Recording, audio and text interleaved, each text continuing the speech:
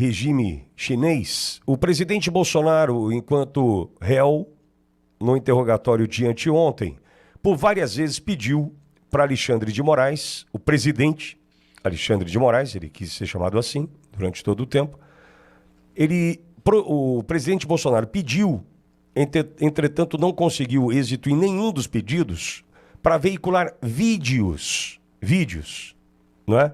Posso veicular um vídeo? Não. Não foi autorizado, não tem autorização, não pode. Foram 11 vídeos no total que Alexandre de Moraes proibiu a veiculação desses 11 vídeos durante o interrogatório do presidente Bolsonaro. Auriverde juntou os 11 vídeos e vai mostrar para você já. Então, veja, nós juntamos os 11 vídeos que o presidente Bolsonaro pediu autorização para o Alexandre de Moraes, entretanto, negada a autorização, e a Auriverde vai mostrar. Enquanto o Edson prepara ali, são 11 vídeos, vou colocar todos na sequência, são curtos, vou colocar todos na sequência, para a gente poder entender o que o presidente Bolsonaro queria mostrar para o Brasil e o mundo, durante seu interrogatório. Muito bem. Atendendo a pedidos, nós vamos veicular agora os 11 vídeos proibidos por Alexandre de Moraes durante o interrogatório do presidente Bolsonaro. Quais são os vídeos? O que Bolsonaro queria mostrar para o Brasil e o mundo durante o seu interrogatório, inclusive para alicerçar a sua defesa. O primeiro vídeo apresenta o hoje ministro do Supremo Tribunal Federal, Flávio Dino, que acusa existir fraude no sistema eleitoral após perder a eleição para governador do Maranhão. O senhor ficou em segundo lugar na eleição aqui para governador do Maranhão, por uma diferença mínima. Eu te pergunto, o senhor acredita que houve fraude? Houve várias modalidades de fraude, algumas já identificadas pela Justiça Eleitoral, pelo Ministério Público, pela imprensa, já foram anunciadas, e nós estamos nesse momento numa atitude de aguardar a ação dessas instituições, porque são fatos documentados, públicos e notórios, que abrangeram todo o período da propaganda eleitoral, com a distribuição de vantagens indevidas, a chamada compra de votos, meios ilícitos de propaganda, tudo isso podendo influenciar o resultado da eleição. O senhor não teve o apoio do presidente Lula e da candidata Dilma formalmente na sua disputa contra o PMDB, da outra candidata, e o senhor é de um partido da base. Há alguma mágoa? Mágoa pessoal não, mas há uma estranheza política, porque havia um entendimento dentro dessa aliança, dentro do comando da Aliança Nacional, de que o chamado duplo palanque seria respeitado. Ou seja, que quando houvesse 2 ou mais candidatos da base, haveria o acompanhamento da ação desses candidatos e o apoio a todos esses candidatos, na medida que há uma aliança nacional. E isso não foi observado no caso do Maranhão. Então nós temos, tanto no plano local quanto no plano nacional, um sentimento de que em relação ao PCdoB não houve o cumprimento desse acordo político celebrado nacionalmente. O senhor conversou com Lula, com o presidente Lula ou com a candidata Dilma? Não, pessoalmente não, nem antes nem depois da eleição. E eles não te procuraram? Bem antes da eleição, sim, quando ainda se discutia se haveria ou não a candidatura, mas após o processo eleitoral, não. E eles não te procuraram? Não. Aí o primeiro vídeo, esse é de 2010. O segundo vídeo também traz Flávio Dino, hoje ministro do Supremo, vídeo de 2012, também criticando as urnas eletrônicas.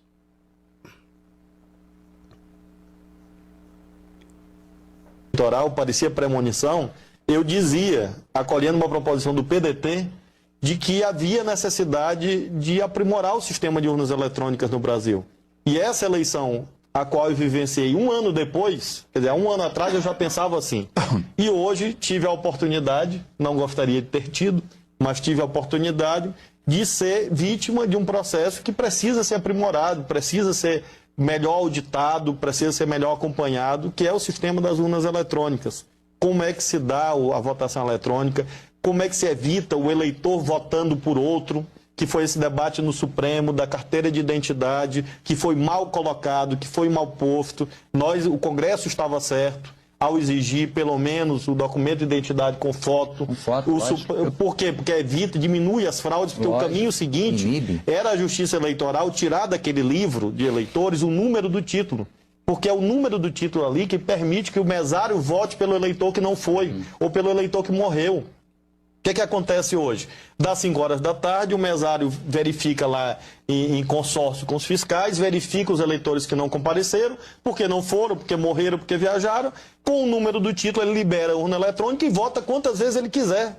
Então, esse é um tema da maior gravidade. E nós estávamos certos na elaboração da lei. Bom, esse foi o segundo vídeo. O terceiro vídeo, nós vamos agora ao ano de 2015, quando Jair Messias Bolsonaro e Rodrigo Maia celebram a aprovação do voto impresso. O Congresso derrubou o veto do voto impresso. Meus cumprimentos ao deputado Rodrigo Maia, relator do projeto da reforma política, onde acolheu a nossa emenda. Para 2018, a certeza de não mais existirem as fortíssimas suspeitas de fraude por ocasião das eleições. E agora na reforma política eu tive a oportunidade de relatar a emenda constitucional e agora o projeto de lei em que tive a oportunidade de incluir a questão do voto impresso por ideia, proposta e trabalho do deputado Jair Bolsonaro, que no início desse debate talvez tenha sido um dos poucos deputados que acreditava que nós pudéssemos incluir na emenda constitucional e depois no projeto de lei que tive a oportunidade de também relatar. Então quero agradecer ao deputado Bolsonaro, agradecer ao plenário. A decisão de derrubar o veto do voto impresso é uma vitória da sociedade brasileira que pode ter o direito, a partir das eleições de 2018, de recontar qualquer uma das urnas. No quarto vídeo, Carlos Lupe, presidente do PDT, que até há pouco era ministro da Previdência Social, fala sobre o voto. Sem impressão do voto, não há a possibilidade de recontagem. O vídeo é de 2021. Desde o surgimento da urna eletrônica 25 anos atrás, nosso líder, nossa referência do partido, Leonel de Moura Brizola, já defendia uma coisa simples de se fazer: a impressão do voto. Para que possa votar lá, apertar o númerozinho do seu candidato, apertar o 12, você vê aquele papelzinho como se fosse esse papel que a gente, quando paga um cartão de crédito, tem como recibo, cair numa urna transparente e ficar ali guardado. Quando se tiver desconfiança, quando tiver uma votação muito diferente de locais, você pode conferir esse voto. Esse é o segredo de toda a democracia no mundo. A possibilidade de recontagem, a possibilidade de conferência de voto. Hoje, algumas pessoas mais à direita querem defender a impressão do voto. Não é porque eles estão hoje defendendo que nós vamos deixar de defender aquilo que para a democracia é salutar. Já foi aprovado, inclusive, no Congresso Nacional. E o tribunal não quis fazer porque disse, na época, que não tinha recursos para fazê-lo. Não tem recursos maiores para garantir a própria liberdade de expressão e a democracia do que investir na conferência do voto através da sua impressão. Nós do PDT, através do nosso líder Leonel Brizola, fomos quem primeiro falou isso e temos coragem de claramente dizer a todo o povo brasileiro: sem a impressão do voto não há possibilidade de recontagem. Sem recontagem, a fraude impera. Vamos agora a 1º de novembro de 2022. É o quinto de 11 vídeos, esse é o número 5. Eles vão sentir saudade da gente, fecha aspas, frase dita numa coletiva de imprensa. Nós vamos recordar agora.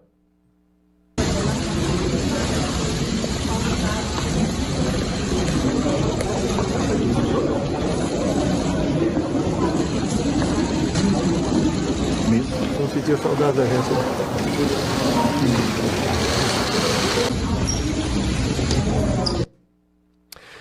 O sexto vídeo traz o presidente Bolsonaro alertando para manifestações pacíficas pelo Brasil no Palácio da Alvorada. Vídeo também do dia 1º de novembro de 2022. As manifestações pacíficas sempre serão bem-vindas. Mas os nossos métodos não podem ser os da esquerda, que sempre prejudicaram a população, como invasão de propriedades, destruição de patrimônio e cerceamento do direito de ir e vir. No dia seguinte, 2 de novembro de 2022, Ciro Nogueira anuncia a transição de governo. Vamos acompanhar. O presidente Jair Messias Bolsonaro me autorizou, quando for provocado, com base na lei, nós iniciaremos o processo de transição. A presidente do PT, segundo ela, em nome do presidente Lula, disse que na quinta-feira será formalizado o nome do vice-presidente Geraldo Alckmin. Aguardaremos que isso seja formalizado para cumprir a lei no nosso país. Aí então, Ciro Nogueira. No mesmo dia, 2 de novembro de 2022, lembrando que nós estamos mostrando aqui todos os vídeos proibidos por Alexandre de Moraes de serem veiculados durante o interrogatório do presidente Bolsonaro na última terça-feira. Nesse 8º vídeo, são 11 no total, presidente Bolsonaro fala para os caminhoneiros: desobstruam as rodovias e não pensem mal de mim.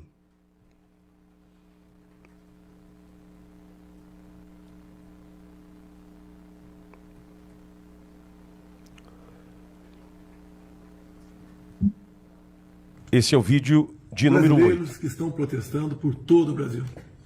Sei que vocês estão chateados, estão tristes, esperavam outra coisa. Eu também estou tão chateado, tão triste quanto você. Mas nós temos que ter a cabeça no lugar.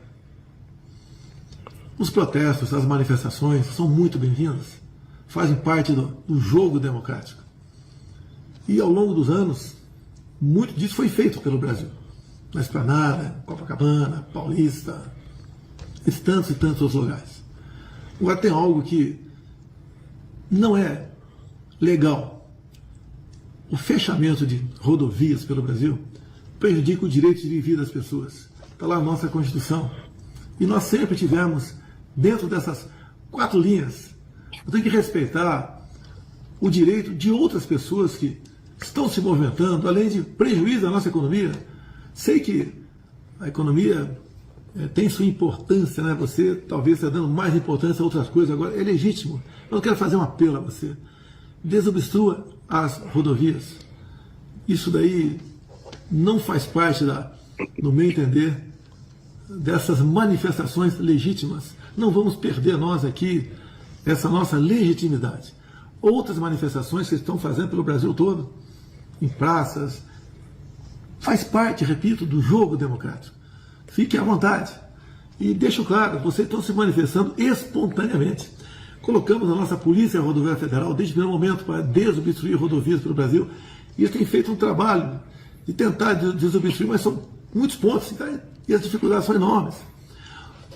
Prejuízo todo mundo está tendo com essas rodovias fechadas. O apelo que eu faço a você: desobstrua as rodovias, protestem de outra forma em outros locais, que isso é muito bem-vindo, faz parte da nossa democracia. Por favor, não pensem mal de mim. Eu quero o bem de vocês. Ao longo desse tempo todo, à frente da presidência, colaborei para ressurgir o sentimento patriótico, o amor à pátria, as nossas cores verde e amarela, a defesa da família, a defesa da liberdade. Não vamos jogar isso fora. Vamos fazer o que tem que ser feito. Estou com vocês. E tenho certeza que vocês estão comigo. O pedido é rodovias. Vamos desobstruí-la para o bem da nossa nação e para que nós possamos continuar lutando por democracia e por liberdade. Muito obrigado a todos vocês. Deus abençoe o nosso Brasil. O 9º vídeo já faz parte daquela live do dia 30 de dezembro de 2022. Abre aspas, nós não queremos o confronto. Fecha aspas, afirmava ali o presidente Jair Bolsonaro. Nós não queremos o confronto, nem estimulo ninguém para partir para o confronto. É a pior maneira de tentar resolver o assunto. Ainda na live do dia 30 de dezembro, Bolsonaro afirmou, abre aspas, não vamos para o tudo ou nada. Esse é o 10º vídeo nessa sequência de 11 no total que a gente apresenta para você. Não vamos achar que o mundo vai acabar dia 1º de janeiro. Vamos por tudo ou nada. Não. Não tem tudo ou nada. Inteligência. Mostrar que somos diferentes do outro lado. Nós respeitamos as normas, as leis, a Constituição. Nós sabemos da valor liberdade que eles têm. E o 11º e último vídeo é a entrevista do ministro da Defesa, José Múcio, ao programa Roda Viva, no dia 10 de fevereiro de 2025. Aí vem a primeira dificuldade. A primeira dificuldade é que os comandantes não me recebiam. No dia 6 de dezembro, eu já estava trabalhando. Ele nos empossou, eu acho que é a minha, Flávio Dino, e começamos a primeira dificuldade, ser recebido pelos comandantes. Foi quando eu recorri ao presidente Bolsonaro, que estava em Brasília. Foi meu colega de muitos anos, foi inclusive liderado, quando eu era líder de governo, lá no Congresso Nacional, sempre tivemos uma relação muito boa, e eu fui falar com ele, disse, olha, eu sou o novo ministro da Defesa, eu queria que você me ajudasse a fazer uma transição tranquila, vai ser bom para o novo governo, vai ser bom para o seu governo que está terminando, você conhece, eu não sou de conflito, de criar problema. Ele telefonou para os 3 comandantes. E pronto, são os 11 vídeos, proibidos por Alexandre de Moraes durante o interrogatório do presidente Bolsonaro. Bolsonaro solicitou, Alexandre de Moraes negou. Entendo eu, porque esta era uma oportunidade de mostrar trechos da história para o Brasil e o mundo de quem nunca propôs jogar fora das 4 linhas. Cláudio. O presidente, ao elencar essas possibilidades, que brilhantemente eu parabenizo vocês por trazerem aqui, mostra a trajetória de vários meses de coerência. É uma coerência que para muita gente é insuportável. A coerência daquele que tem princípios, a coerência daquele que sabe o que o rege e mesmo na adversidade ele segue esses princípios.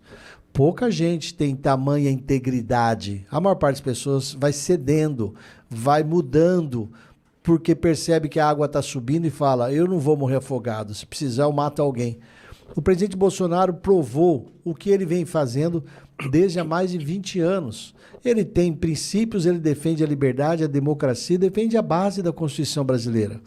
Quem não defende a base da Constituição brasileira é aquele pessoal que tem uma linha de pensamento muito simples, que os meios justificam os fins. Ou seja, se a finalidade tua, se seu fim é chegar ao poder e conquistar tal resultado, você aceita fazer qualquer coisa no meio para alcançar aquele resultado. E o presidente Bolsonaro, como pessoa de princípio, pessoa de valores, fala, não, eu quero atingir tal resultado, mas a integridade e a coerência do que eu faço daqui até lá são tão importantes quanto chegar lá, ou mais importantes. Nós cristãos temos essa é a base do cristianismo. Agora, isso cansa, isso é difícil, isso é dolorido, isso faz a gente sofrer. Por quê? Porque bandido tem um único princípio. Eu vou vencer a qualquer custo. Ou como disse a presidente Dilma Rousseff lá no passado, a gente vende a alma para vencer uma eleição. Ela falou isso. Essa é a síntese deles. Vendem a alma. E é o que eles fazem e estão fazendo no Congresso, no Executivo e no único órgão lá, no Supremo. Tem gente fazendo isso. Leandro, a tua posição diante desse impedimento e a proibição de Alexandre de Moraes, rapidamente, Leandro, por gentileza. Olha, esse vídeo remonta à verdade que ela não tem como ser contestada, né? Então, é a luz da verdade, né, que, sem sombra de dúvidas, demonstraria e faria, né, ruir, cair por terra aquelas acusações absurdas, né, pelos quais o presidente Bolsonaro e o seu entorno ali está sendo acusado. Então, por isso, o ministro Alexandre de Moraes, ele não quer e não quis, né, que esses vídeos fossem publicizados ali naquele momento, né? E não é à toa que, talvez, inclusive com o julgamento que ocorreu agora no STF sobre o Marco Civil, talvez até nas redes sociais, logo seremos, talvez, proibidos, né, de veicular esses vídeos. Então, está muito claro qual é o posicionamento do presidente, as questões históricas recentes já deixam isso muito claro, que na realidade, mesmo tendo sido tão golpeado durante seu governo, tendo sido tão golpeado durante a campanha Jair Messias Bolsonaro permaneceu e permanece nas 4 linhas da Constituição. Do outro lado, segue-se a perseguição, né, contra a direita, e tendo aí como alvo principal o nosso presidente. Imagine você se o presidente Bolsonaro tivesse a possibilidade de exibir os vídeos para o Brasil e o mundo. Desmontaria mais uma vez, a exemplo do que conseguiu o Fux, com as suas perguntas dirigidas a Mauro Cid, por exemplo, ou o infeliz Paulo Gonet, né? Diante do que se dispôs a fazer ali, passar vergonha no débito e no crédito, os vídeos também ajudariam a desmontar a narrativa do golpe que nunca existiu. E eu só acrescento que é muito importante mostrar isso que o Flávio Dino fez, que o Lupe fez, que o Rodrigo Maia fez, porque esses são exemplos de pessoas que, para eles, os fins justificam os meios. Eles quiseram o poder. Aí, quando eles perderam e falaram, manipularam e fraudaram. Ah, tá, eu vou fazer igual. Aonde eles estão? Todos eles voltaram à cena do crime, todos conseguiram isso. É a prova de que, quando perguntaram para o Gilmar Mendes, ministro, o crime vale a pena no Brasil? Ele ficou quieto, falou, não sei. Ficou com a cara de Gonet. Deixa eu conversar com o Donato aqui. Cara de Gonet. Adorei. Cara de Gonet.